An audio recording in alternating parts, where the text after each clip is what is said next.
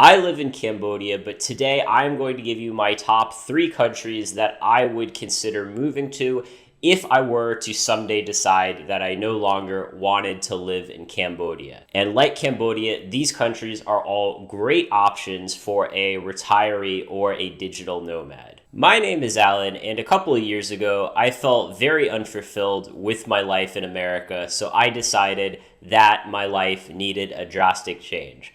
I took a midnight plane going anywhere and ended up here in Siem Reap, Cambodia. But the thing is, you really don't know what a new country is going to be like until you get there.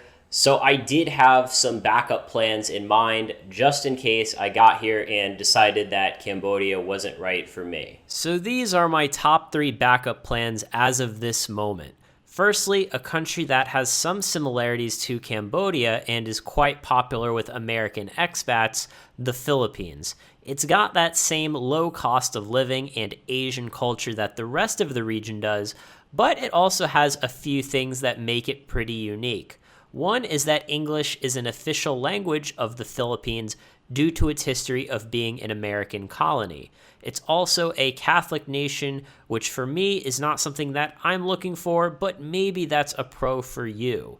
Manila is also a big regional gambling hub, which is great for me because I love to play poker. And of course, it's got lots of beaches and warm weather, but like Japan, it tends to be quite prone to natural disasters. The Philippines also has one of the cheapest investor visas in the world. For just a $75,000 investment in their stock market, you can bring yourself and a spouse and stay as long as you want. But note that foreigners cannot own land in the Philippines, and the country does not offer dual citizenship. I haven't been to the Philippines yet, but it's definitely on my to-do list. From what I hear, though, the crime situation is a bit worse than a place like Cambodia or Thailand, so that's definitely something to be aware of if you plan on taking a trip there. Overall, the cost of living is a little higher, and their reputation is a little worse than some of your other options in Southeast Asia, which is why I don't plan to relocate there for the time being. Next, I'm going to mix it up and tell you about a country that many people haven't even heard of, which is Mauritius. It's a small island nation off the coast of Africa, east of Madagascar. They also happen to have great beaches and great weather. It's about 25 to 30 degrees Celsius year-round. Great nature, beautiful place. Like the Philippines, it does have English as an official language, although most people prefer to speak their French-based Creole. It's probably a nice place to go if you're Canadian, as you'll be able to understand both their English and French vocabulary. Culturally, however, they are most similar to India, with about half of the country being Hindu and 2/3 of the people being ethnically Indian. So if you like that kind of food and culture, that's a point in its favor. It is the only African country that is ranked as a full democracy in the World Democracy Index, and stability and freedom is always a nice perk for whatever country you're living in. Mauritius is also known for having good healthcare, with it being a popular destination for medical tourism. Definitely an important concern for some of the older retirees that I know watch my channel. Again, it does have a bit of a higher cost of living compared to Cambodia.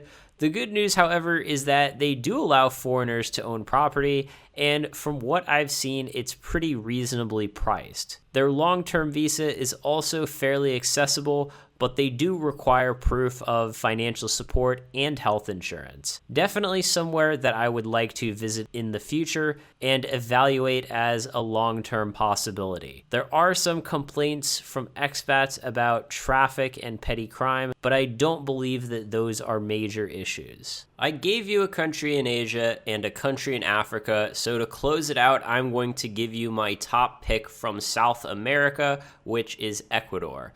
It's another country that's popular with American expats, offering beaches, nature, and decent weather, but at a lower price point than somewhere like Costa Rica, while being more safe than its neighbors like Colombia. It uses the US dollar as its official currency, which is convenient for Americans and lets you avoid the hyperinflation that other countries in the region have become notorious for. Their immigration policy is one of the most friendly in the world, as citizens from most countries do not need a visa to travel there and can stay long-term simply by owning property which anyone can buy. Those staying long-term can get citizenship as quickly as a few years, which is nice for someone that maybe wants to diversify their passports.